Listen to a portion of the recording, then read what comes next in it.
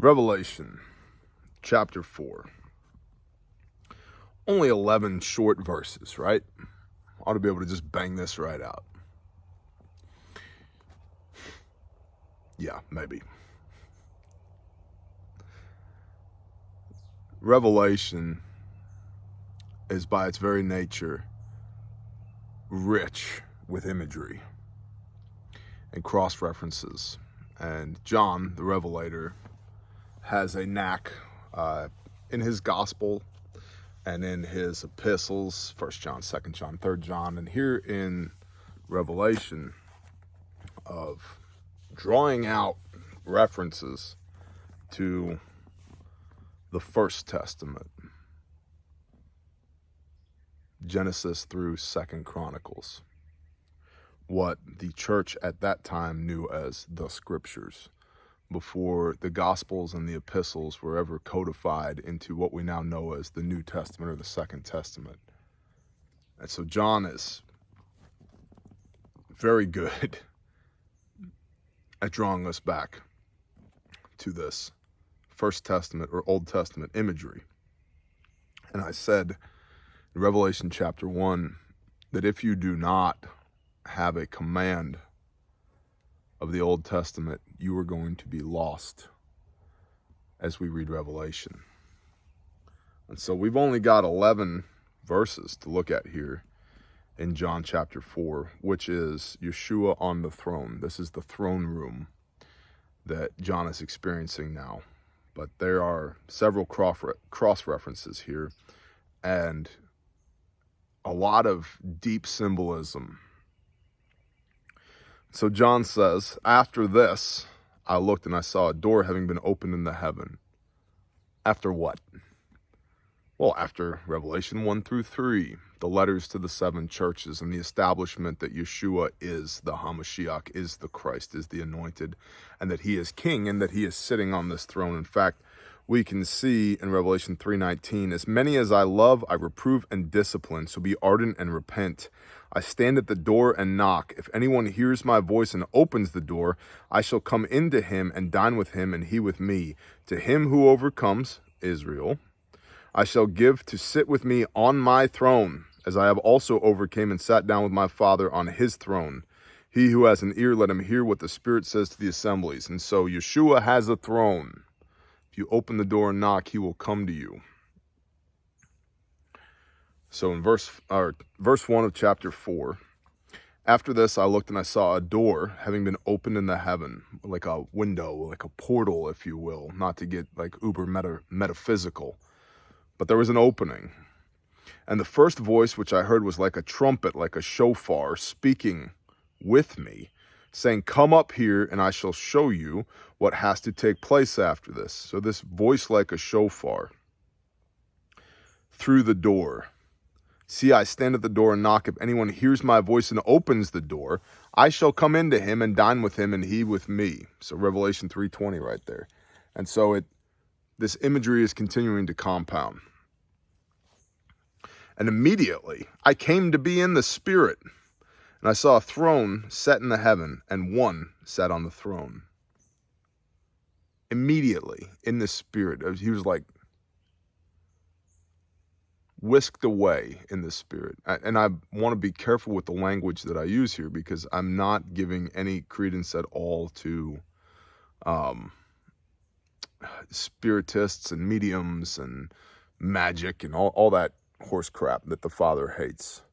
But there is absolutely a metaphysical facet to the Father and the Son and how they work.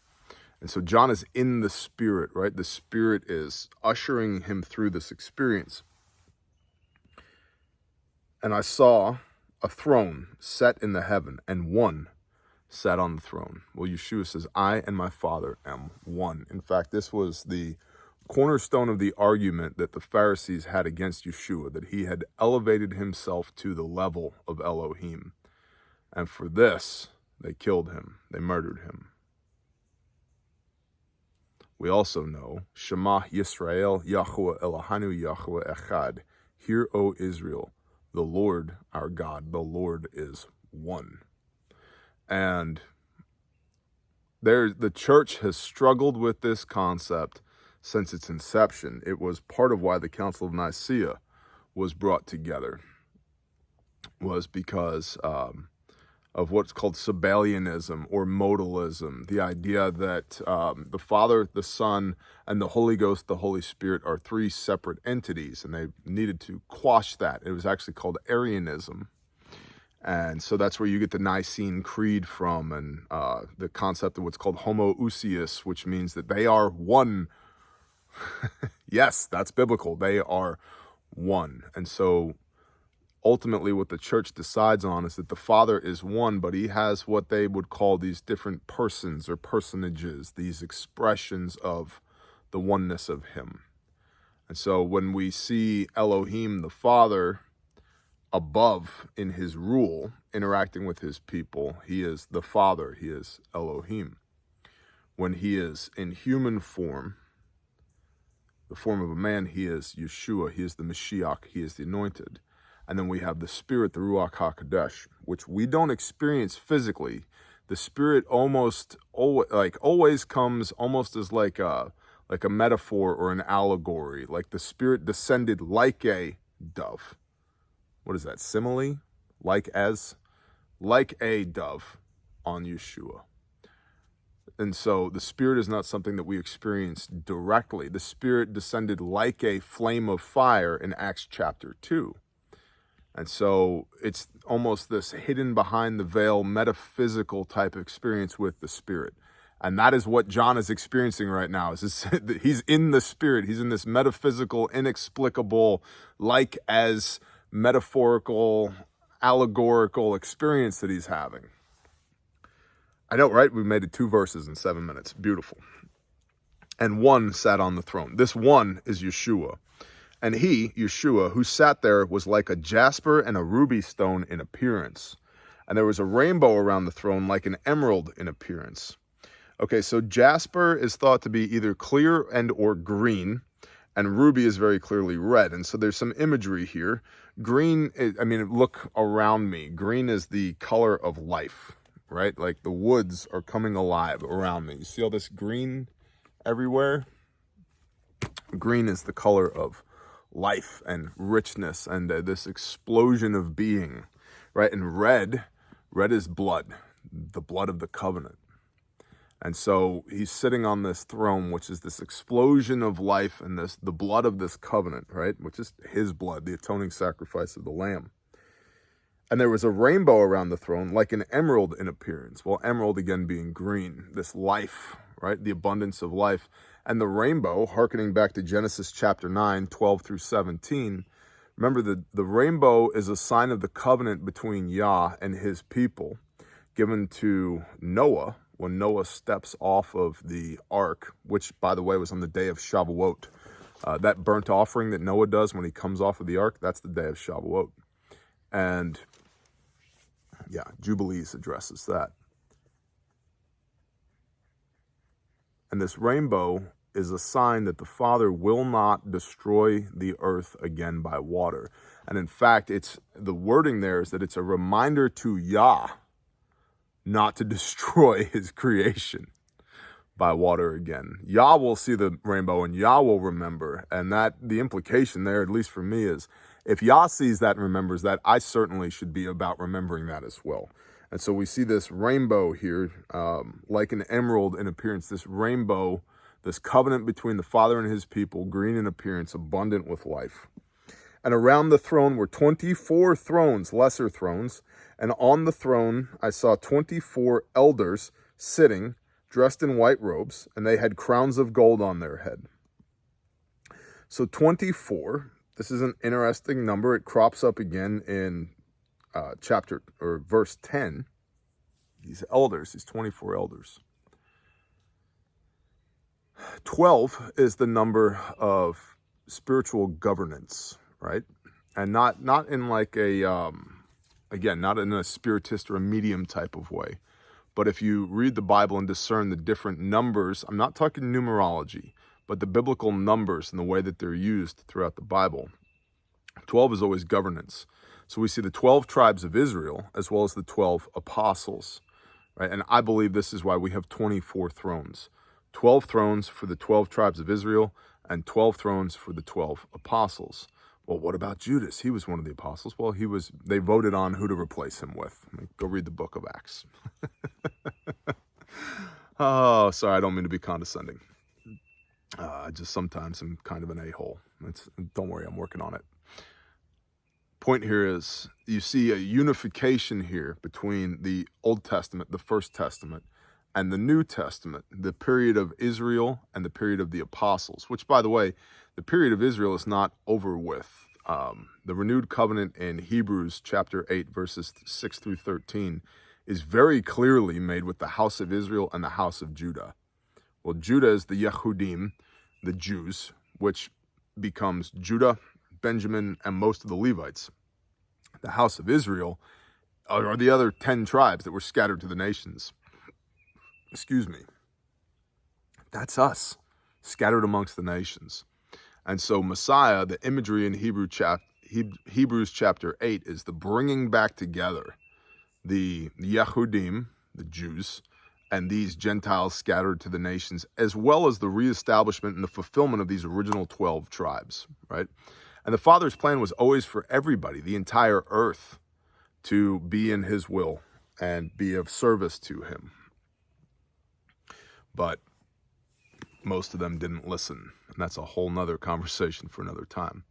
But this unification, reunification between the 12 elders, the 12 tribes of Israel, and then additional 12 elders, the 12 apostles in the New Testament, it harkens back to this fullness of understanding. Those that have a testimony of Yeshua HaMashiach, New Testament, and keep the commands. We see Revelation 14, verse 12, I believe it is here. Here is the endurance of the set apart ones, the saints. That's us. Here are those guarding the commands of Elohim, right? The 12 tribes of Israel, and the belief of Yeshua, the 12 apostles. Here are those guarding the commands of Elohim and the belief of Yeshua Messiah. It's both. It's not either or. It's both. And so that's where I think we're getting these 24 elders from. Now, these 24 elders are dressed in white, and they have crowns of gold on their head. And so white is the color of purity, right? And we see in Revelation 19 that these saints are arrayed for battle with Yeshua, and they're all dressed in white. They've not been tarnished. It's the same imagery during the Pesach with the scarlet thread on atonement, with the scarlet thread that was tied around the doorpost of the temple. And this one goat, the atoning sacrifice, they'd send it out into the wilderness, and when they did, that red scarlet thread would turn white, right? The removal of sin. But they've also got crowns of gold on their head. And so they have purity with the white robes, but they also have authority. These 24 elders, they have authority. And I think these are people, not angels. Pastor Joe Fox, Shofar Mountain, had a good teaching on this. You don't see angels wearing crowns. You see people wearing crowns. And in fact, in Revelation chapter 1, by the way, I have no notes when I do these. I just go as the Spirit moves. We see in Revelation chapter 1, verse 6, or actually, we'll read 5. And from Yeshua Messiah, the trustworthy witness, the firstborn from the dead, and the ruler of the kings of the earth, to him who loved us and washed us from our sins in his own blood, and has made us kings and priests to his Elohim and Father. So we from jump were meant to be a nation of kings and priests. From the beginning of the creation, kings and priests. Well, Yeshua is the high priest. He is the highest king. But there are sub-kings, if you will, right? 3-star generals, 2-star generals, so forth and so on. And so these elders here have authority, their crowns of gold on their head.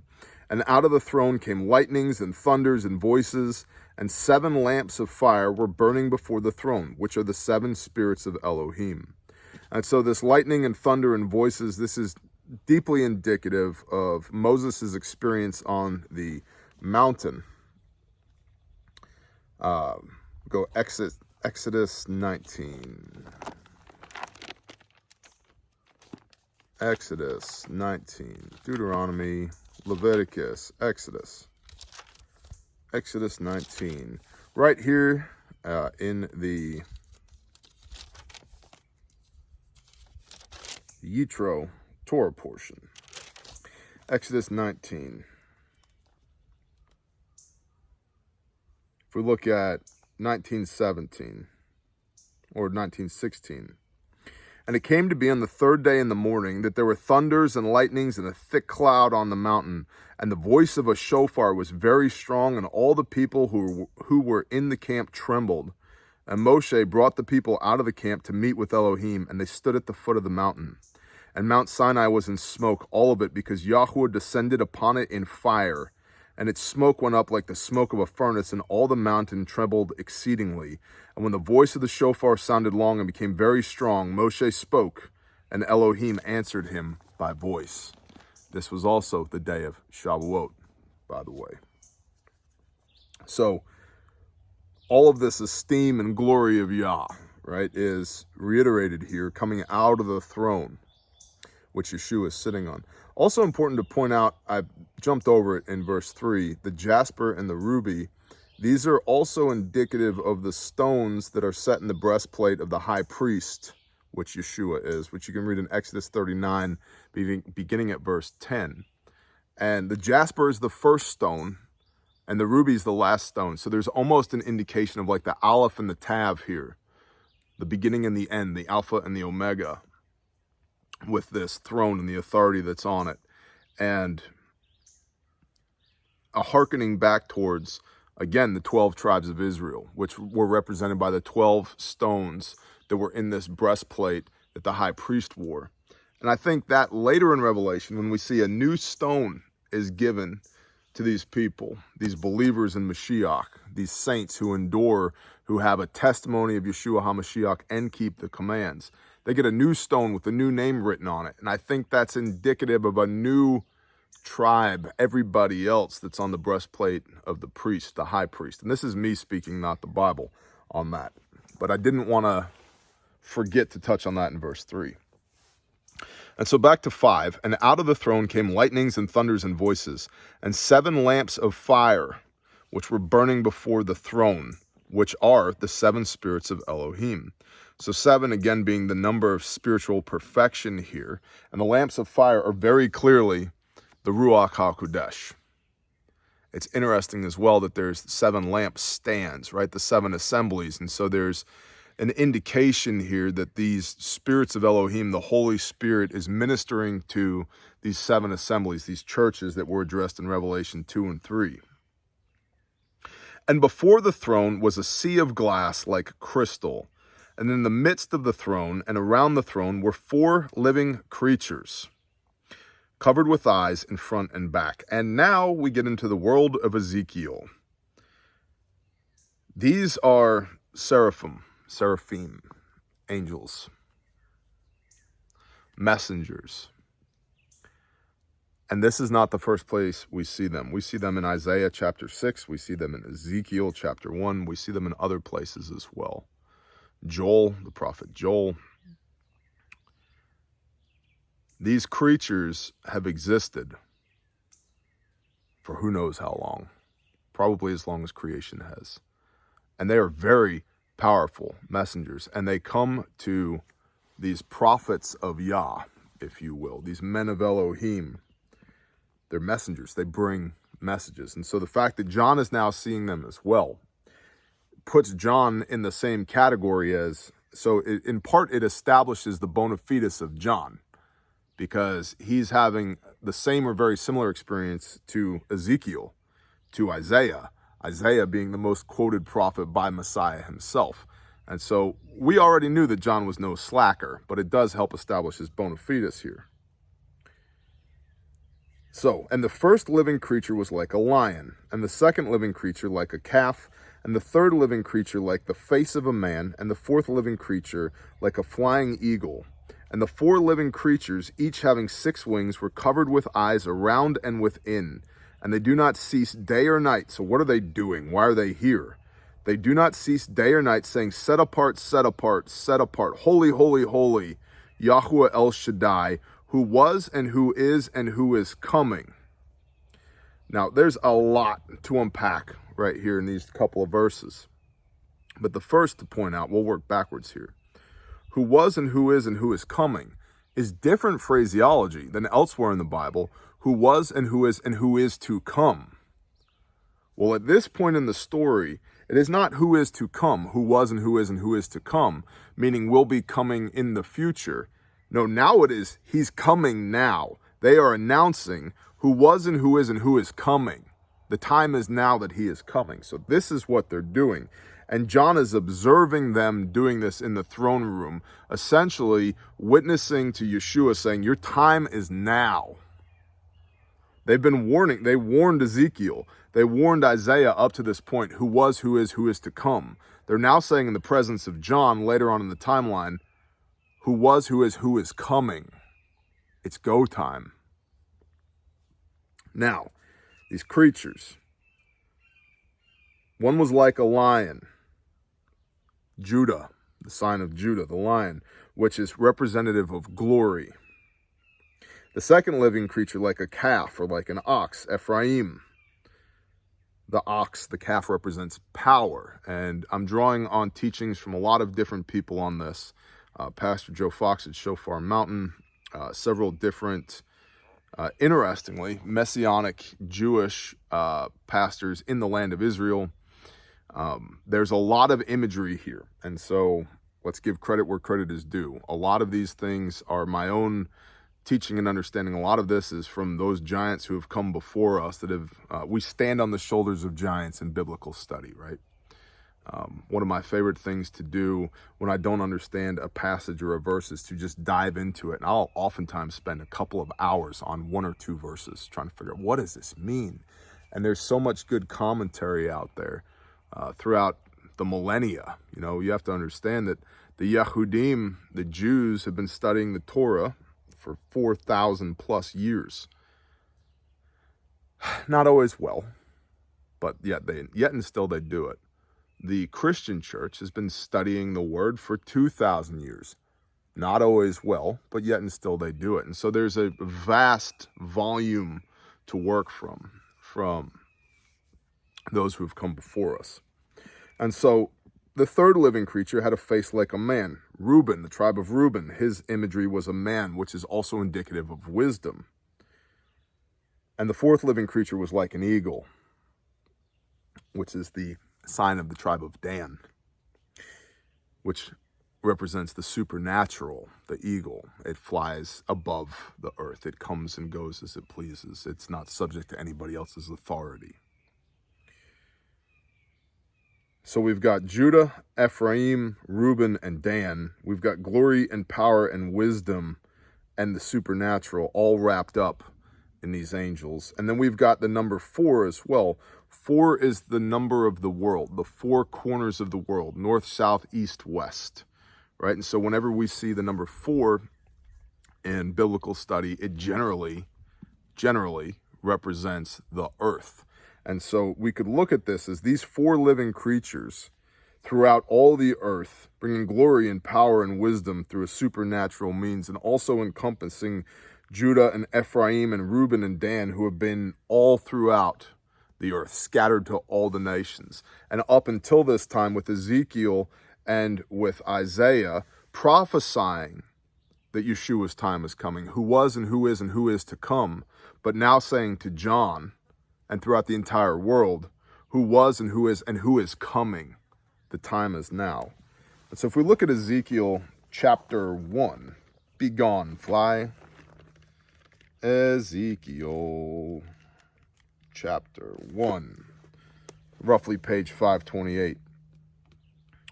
And it came to be in the 30th year, in the 4th month of the 5th new moon, the 5th of the new moon, as I was among the exiles by the river Kivar, the heavens were opened, like a door in the heavens were opened, like John experienced, right? The heavens were opened, and I saw visions of Elohim.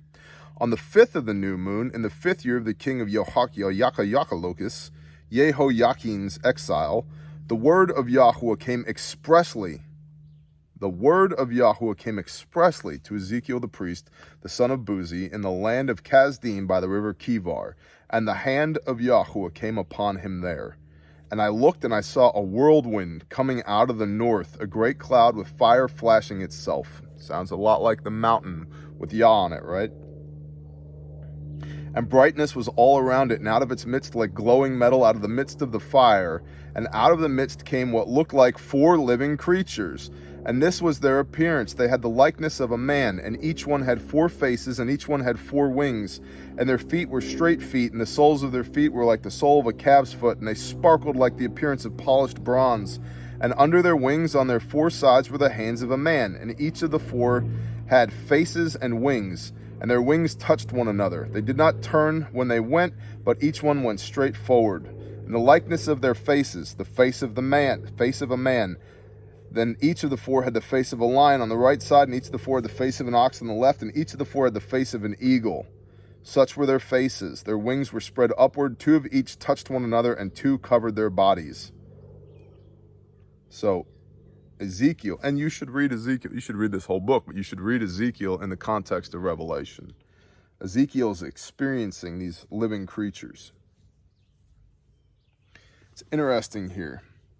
Verse 13, in the likeness of the living creatures, their appearance was like burning coals of fire, and like the appearance of torches moving back and forth among the living creatures. Remember that burning coals of fire, because Isaiah also experiences these creatures in Isaiah chapter 6, just a few pages back. Isaiah chapter 6, page 418. In the year that sovereign Uzziyahu died, I saw Yahweh sitting on a throne. This is Isaiah speaking, high and lifted up, and the train of his robe filled the Hakal, filled the temple. Above it stood seraphim. Each one had 6 wings. With 2 he covered his face, with 2 he covered his feet, with 2 he flew. And one cried to another and said, set apart, set apart, set apart, holy, holy, holy is Yahweh of hosts. All the earth is filled with his esteem. And the posts of the door were shaken by the voice of him who cried out, and the house was filled with smoke. I said, woe to me, for I am undone, because I am a man of unclean lips, and I dwell in the midst of a people of unclean lips. For my eyes have seen the King, Yahweh of hosts.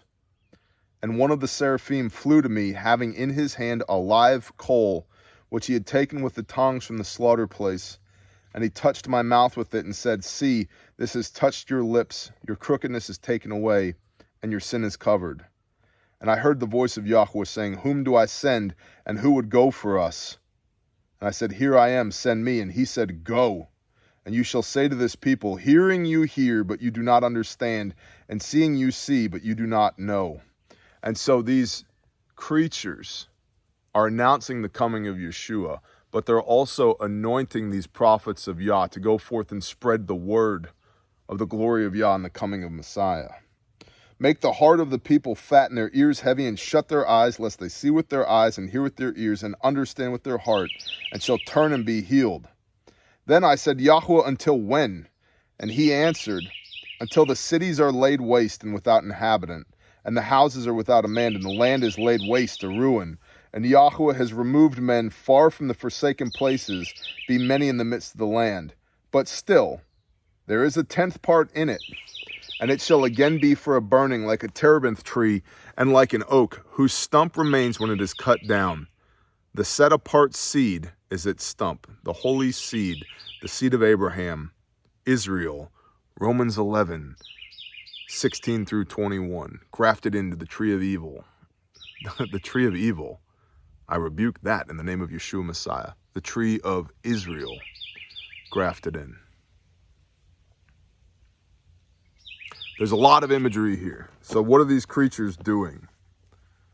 They are announcing the coming of Yeshua. And they said to Ezekiel, and they said to Isaiah, who was and who is to come, hey, it's coming. Now they're saying in John's presence to Yeshua, who was and who is coming. It is time, as they're announcing this. They're announcing the return of Yeshua. And when the living creatures gave esteem, glory, and respect and thanks to him who sits on the throne, Yeshua, who lives forever and ever, the 24 elders fall down before him who sits on the throne and bow before him who lives forever and ever, and they cast their crowns before the throne. So they're bowing down and acknowledging these 24 elders. They're giving their crown back. Hey, all this authority comes from you. All authority that men have, all authority over the entire world comes from the Most High. It comes from you, from he who sits on the throne. Not my will be done, your will be done. In antiquity, there was a ceremony similar to this year over year, as the subordinate leadership under a king would come and turn in their smaller crowns to the king each year, and then the king would then give them their crowns back as a show amongst the assembly that, hey, yep, these people are still good to go. So these 24 elders are bowing down, and it's interesting it uses the word elders, because it begs the question, what's an elder? And luckily there's some biblical prescription for this, assuming that my fingers will work. James, Hebrews, Titus, there we go. Titus, chapter 1, verse 5, page 1164 in the scriptures. The reason I left you in Crete was that you should straighten out what was left undone and appoint elders in every city as I commanded you. So, what's an elder? Verse 6, if anyone is unreprovable, the husband of one wife, having believing children, not accused of loose behavior or unruly, for an overseer has to be unreprovable as a managing one of Elohim. So, unreprovable, righteous, managing on behalf of Elohim, not self-pleasing, not wroth, not given to wine, no brawler, not greedy for filthy gain, but kind to strangers, a lover of what is good, sensible, righteous, set apart, holy, self-controlled, clinging to the trustworthy word according to the teaching, according to Yeshua's teaching, not according to the doctrines and dogmas of men, in order to be able to both encourage by sound teaching and to convict those who oppose it, or rather, prove wrong those who oppose it. So, and we can continue just a little bit here. This is the prescription for an elder. Why would we need these elders? For there are many unruly men, senseless talkers and deceivers, especially those of the circumcision, especially those of the Jews. Now make no mistake, there were many Jews who were followers of Messiah, but there were many Jews who weren't, and who were working at crossways to the teachings of Messiah. We see this in the Gospels. The Pharisees, the Sadducees, the scribes, and the high priests working crossways to the teachings of Yeshua. That does not mean that they were uniform in their belief. There were many Pharisees, there were many of the house of Judah, many Jews who believed that Yeshua was Mashiach. I mean, who do you think these people were who were following him around by the thousands and tens of thousands? Especially those of the circumcision, whose mouths have to be stopped, who upset entire households, teaching what they should not teach for the sake of filthy gain. One of them, a prophet of their own, said, Cretans are always liars, evil beasts, and lazy gluttons. This witness is true. Therefore, rebuke them sharply in order for them to be sound in their belief, not paying attention to Yehudi fables and commands of men who turn from the truth.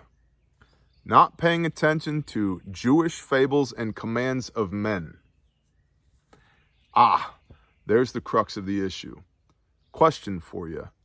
How do you think the Father feels about Christian fables and commands of men? Are those good to go? Jewish fables, no, can't have that. No, terrible. Yeah, synagogue of Satan, terrible.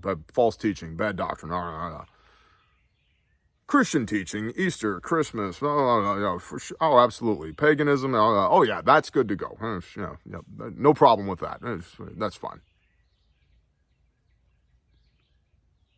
For I am the Lord Yahweh Sabaoth, I change not.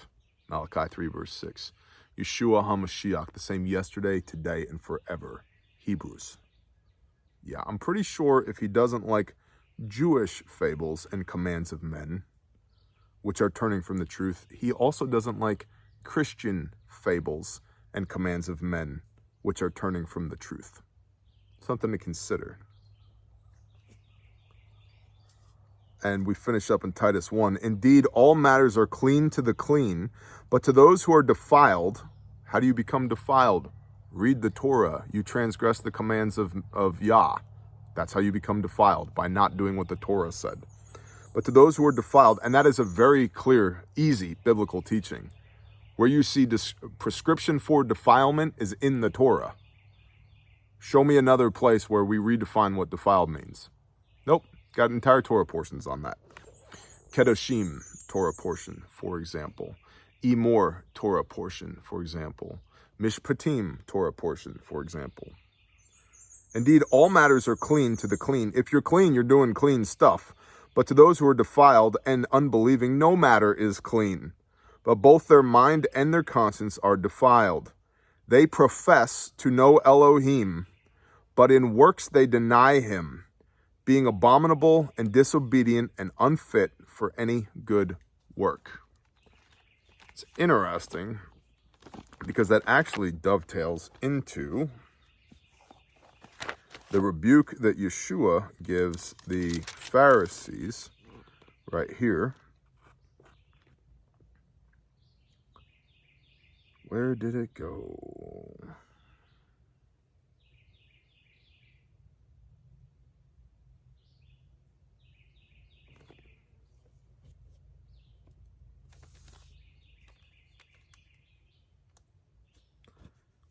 Just read it earlier today.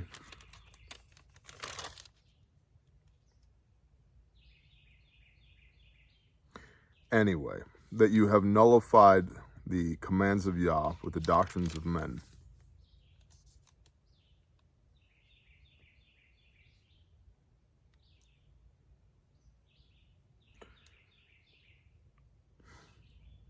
Oh well. Not supposed to find it right now. And that's okay. Right here. 29 verse 13. Isaiah 29 verse 13. And Yahweh says, because this people has drawn near to me with its mouth, and with its lips they have esteemed me, and it has kept its heart far from me, and their fear of me has become a command of men that is taught. Doctrines and dogmas.